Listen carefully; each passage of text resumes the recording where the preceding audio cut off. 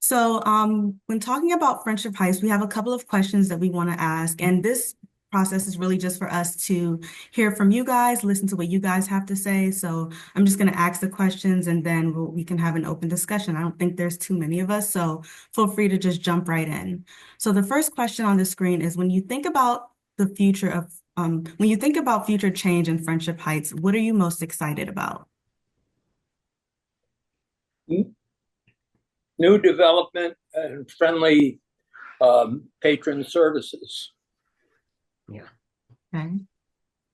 The plan specifically for Willard Avenue and the Geico area.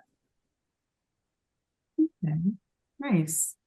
What about you, Claudia? I saw you shake your head. Yeah, no, I looking forward to having retail come back to the area.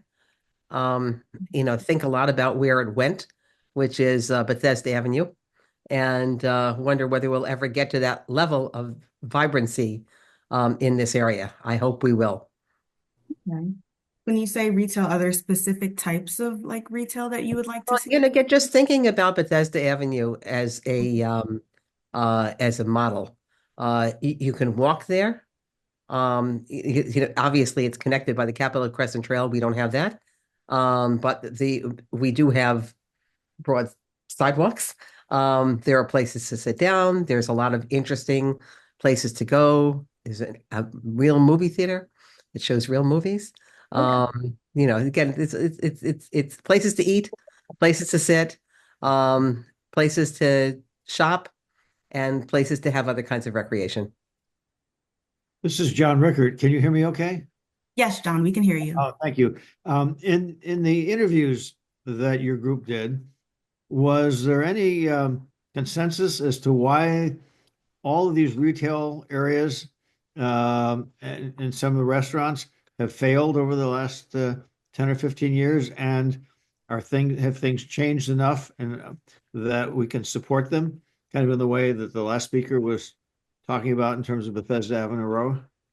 Yeah, so I think I will say that like just more currently, like COVID was definitely a big part of that, but I think I'll jot that down for Atara to answer that a little bit further when we get back into the big group because she worked really closely with the urban design study and getting that information. I think that's important because, the some of us may desire this sort of thing where there's more retail, but we've seen retail after retail fail.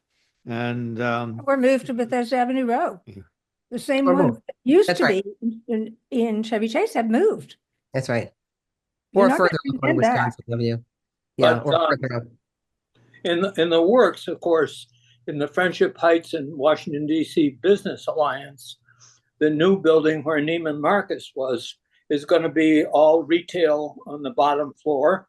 And across the street is going to be a new Trader Joe's. So that'll be coming in. Yeah. And I think they've also started to redevelop the building next to where Maggio's is, uh, so that'll be rebuilt. So I think there are a lot of things in the offing. And of course, we're seeing Brooks Brothers come in across the street in the new, where the collection is on the Montgomery County side of Friendship of Western Avenue. And the collection, of course, has to be fleshed out quite a bit more. There are several empty spaces in there that have potential, I think, or upcoming residents should be landing there.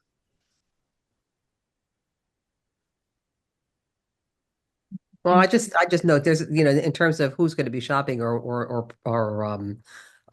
visiting these establishments, the building where Neiman Marcus is also going to have not just retail in the bottom, but a lot of residential units on top. Yeah. They're moving along really quickly. The building that has the former Brooks Brothers is also going to be being replaced with a building with a lot of housing units in it. So there'll be more people to frequent the kinds of businesses that would make the area more vibrant. So if this all works, it'll be good. If we just get a tunnel of tall buildings without any friendly spaces, then it's not going to be an inviting place no matter what. Yeah. Claudia, I do believe that new building is also planned to have retail on the bottom of it. That's what I think too. Yeah. I think that's the case too. Yeah.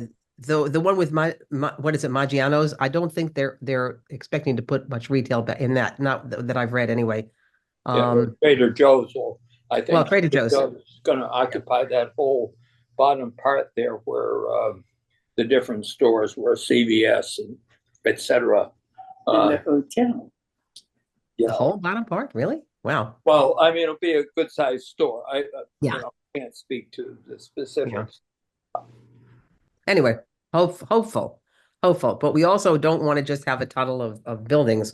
We need to have friendly spaces where people can sit, where the trees still can grow, and where people can congregate, without being a customer in the store that lies directly behind that space.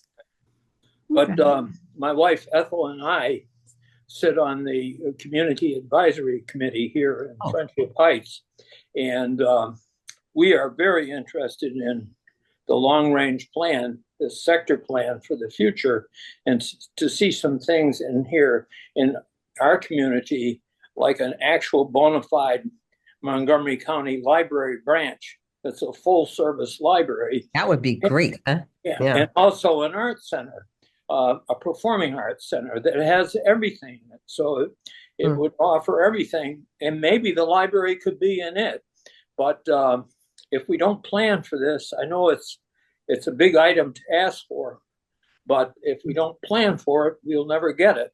So maybe it's pie in the sky, but I say, let's go for it. All the other, that's interesting. Yeah, no, I think those are all great things. I want to get some other participation. Stephen, I see that you're on the call. Did you have any thoughts about what you're excited about when you think about the future of Friendship Heights?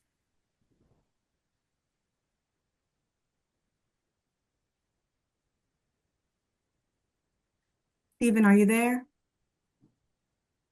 Maybe not. He may not. Stephen, you may be on mute if you're chatting with us. I couldn't find the button. I apologize.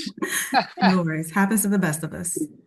I think that there were a lot of very good comments talking about Friendship Heights. I think that what's going to get the retailers and the restaurateurs and business establishments excited about being in Friendship Heights is to have more patrons. Yeah. And patrons that use that frequent the establishments on a regular basis. They can get there easy.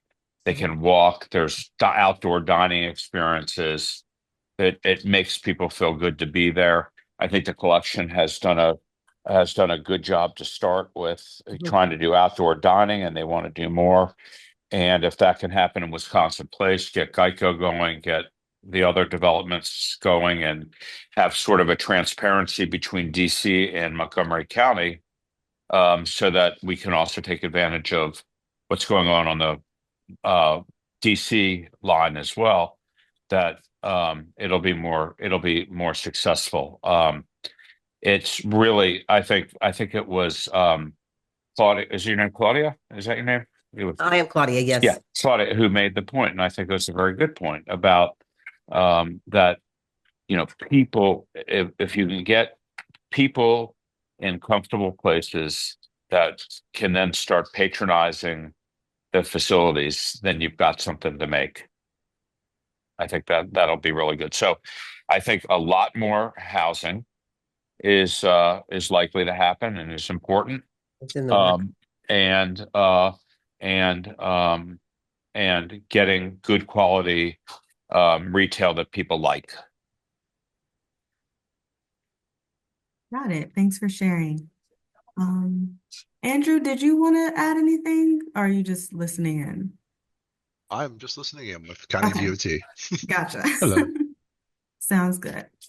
Before we move over to the next question, are there any other things that we didn't discuss or any other things when thinking about the future of Friendship Heights that you're excited about, looking forward to?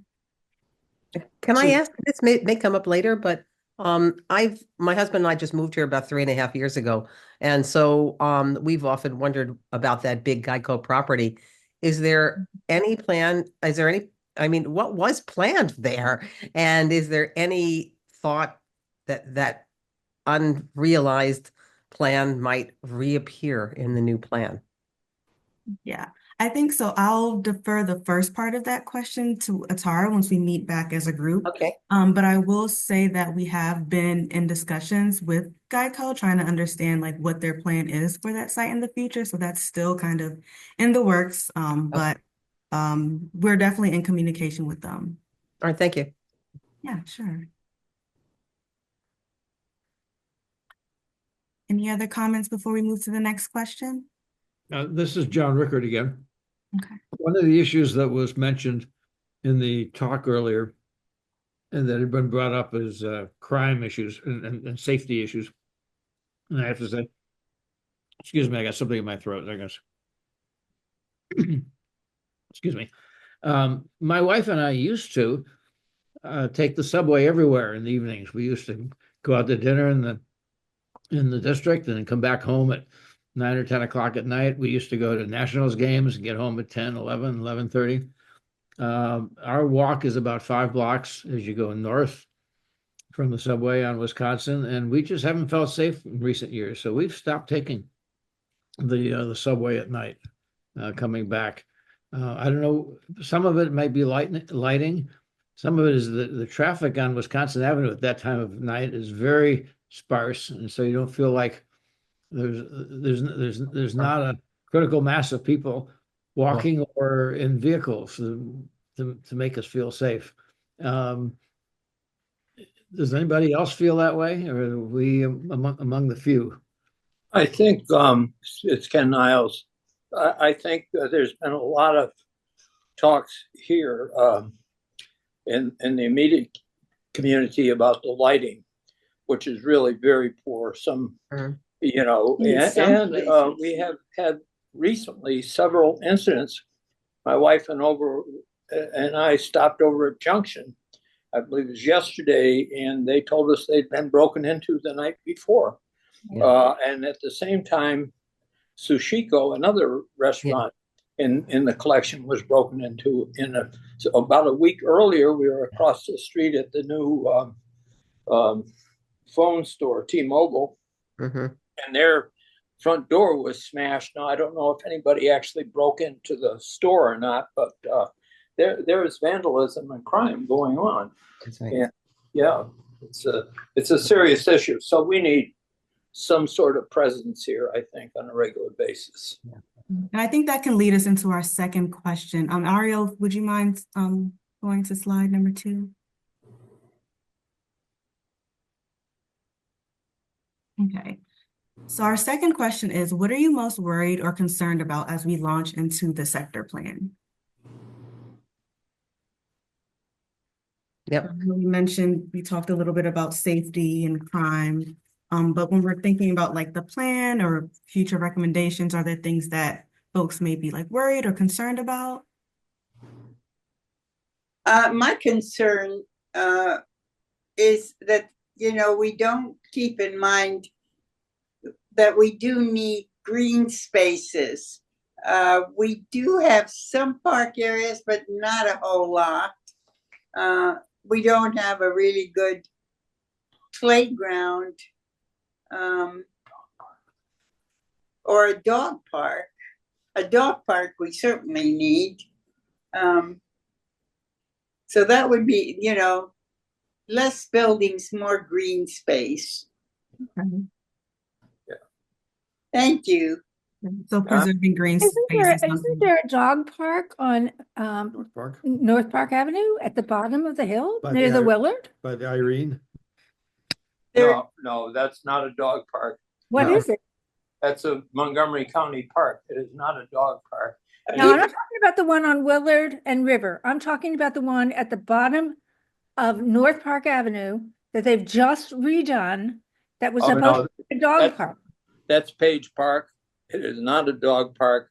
The people in the Irene, there was a dog park scheduled to go in, I think, a little further down, maybe even there at Page Park.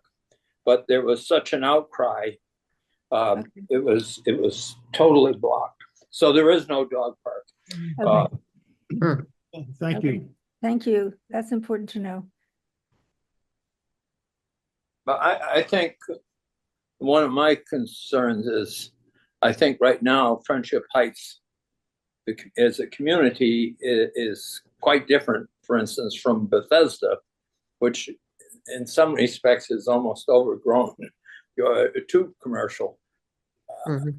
So I think my wife's point about green space and trying to keep a community sense, as well as having access to this wonderful shopping district that could be run from Wisconsin Avenue in Montgomery County here, Chevy Chase, all the way down to Rodman's or something like that, with a shuttle bus and benches like you talked about, Claudia, and all of that would be wonderful. So saying like we don't want to see Friendship Heights essentially become exactly like Bethesda, but still want to see some of that retail Yeah. and commercial activity. Yeah. Yeah. One thing I think the neighborhood needs is a pharmacy that's open 7 days a week. Brookville is wonderful, but I think we need a pharmacy open 7 days a week. Yeah. And they're closed like Sunday afternoon. They close, or maybe they're not even open Sundays anymore. No, they're not open Sundays. So it's tough because you need a prescription. You can't get it. I had to run down to Friendship Heights last weekend for a script. You're in Friendship. You can't mandate a retail establishment to move into an area. I think that's No. yeah, I mean, so it would be nice, but they would have to want to be here. And they, of course, have their own problems. All the pharmacies do with break-ins, and theft, huge problem with theft. So it seems to me that you already mentioned it, but it seems to me that safety is a major concern here. And that includes things like lighting, it includes things like policing.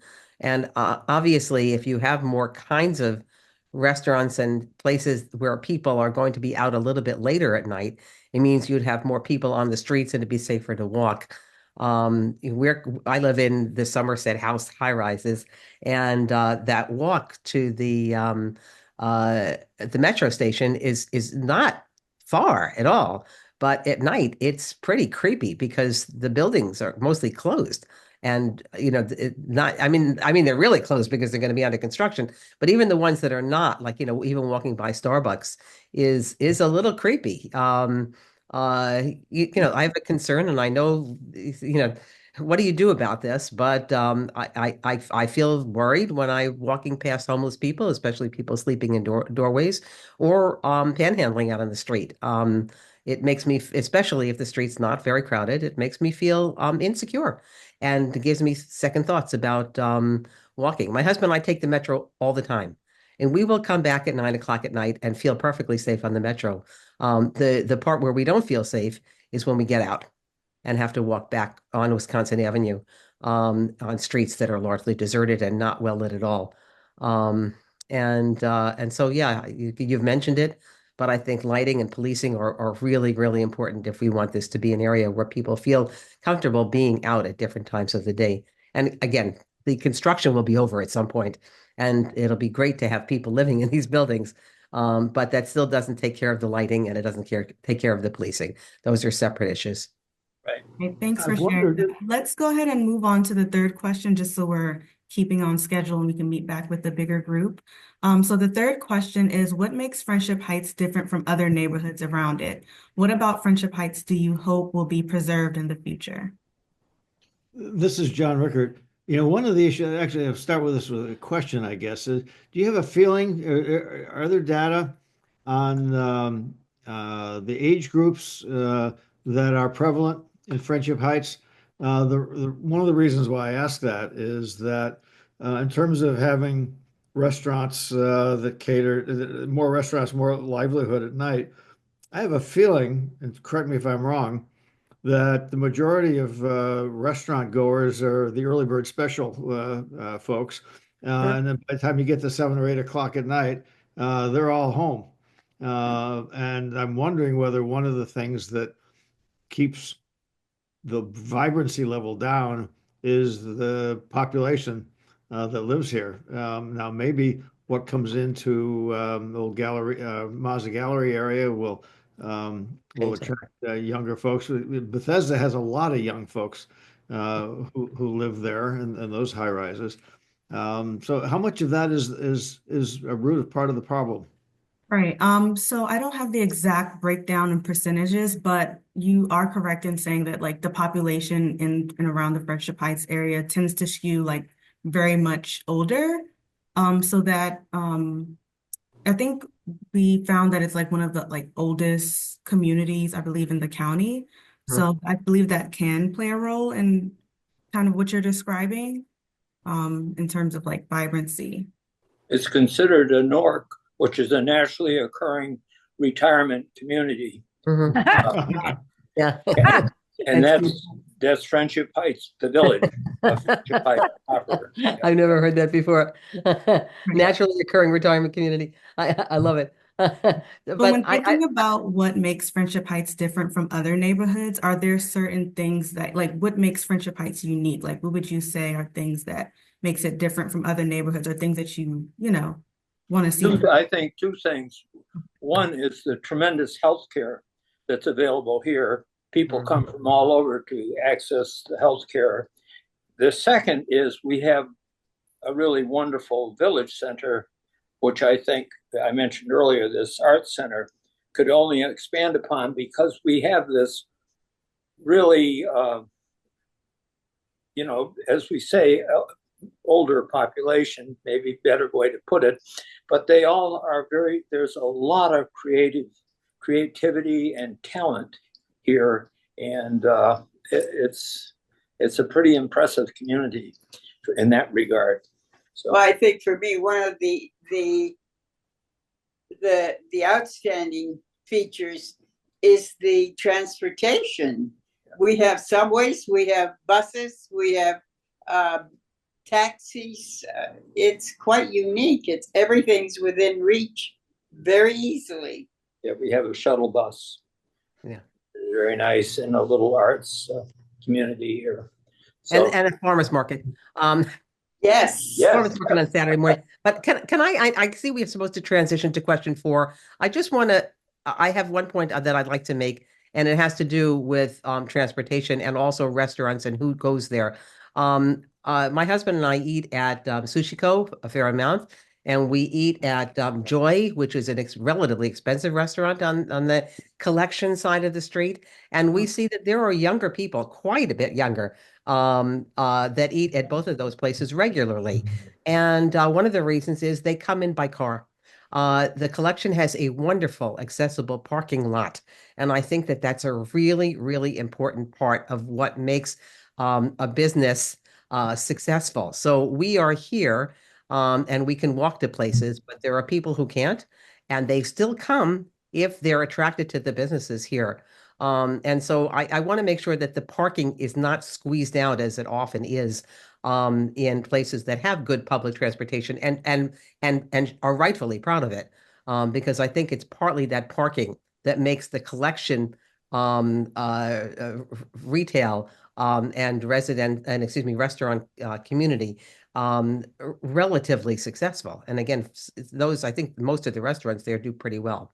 I think that's a great comment, Yeah. Claudia. I think that's very, yeah. We don't have enough parking for people coming in from outside sometimes. Yeah. Mm-hmm. Yeah, that's a good point. It's interesting that whole parking area behind the collection was done over within the last three years. I think it was finished about 2 years ago. Okay. So, yeah. Let's move on to question 4, Ariel. So our last question is, are there other communities in the area that are good models or that offer lessons learned for Friendship Heights? I know we already said we don't want to be Bethesda, but We certainly could take lessons from them. I guess Silver Spring would be another one. But that's an interesting question. Bethesda would, what's that area? You know, the area around Tenleytown, the Tenleytown area, right, is also very vibrant in terms of small businesses and shops and small restaurants and things, true. mostly fast casual stuff, or fast food. But they also have resources that you just simply can't move in. You know, American University is over there. The high school is within walking distance of there. And so we have, you know, there's a lot of, and also people get off, I don't know, the subway station, I guess that would be the same as ours. But uh again, it's lively. It's lively and it's lively all the time. They have Wilson High, of course. Yeah, so that's what I was saying. The high school is there. And American University is right there. Yeah. And you know, so you have resources that bring in young that you know that are young people resources, and so they have a different mix. But you basically you can't invent that with the redevelopment plan. There are things we can't do. So But I also noticed that there's police presence there almost all the time. At the corner of Albemarle and Wisconsin, there's almost always police presence. Yeah. And no matter what time of night we drive by. And so, you know, again, that policing is really, really important. Claudia, that's an amazing observation. On the other side of Western Avenue, there are all kinds of police. Of course, it's DC police, yeah. Yep, but on the Montgomery County side of the line, try and find one. I mean, when we've had incidents here, sometimes it takes them 20 minutes to get an officer here. Now, the village has been paying extra off-duty policemen to be here during the day. You know, really need them 24/7. Yeah. Okay, guys, I think we're being shifted back into like our main room, so we're just gonna head back. 45 seconds. Okay. Yeah. I like Spring Valley. This is Nancy Rickard. I like Spring Valley. I like that whole area. There's Crate and Barrel over there. There's Millie's, DC. There's Wagshop. There's a bank. Yeah. It's a beautiful, beautiful area. Yeah. And it's preserved from high rises and a million people and Bethesda. So I would put that as a model. I like that whole. well, Do you mind repeating that again? It's Spring so I Valley, like Spring Valley, Yeah, Massachusetts Avenue. Mass Avenue. That's what it is. Yeah, Wagshall's, Crate and Barrel, Millie's, DC, a lot of young people, very preserved, Pizza not Paradiso. high rises. It's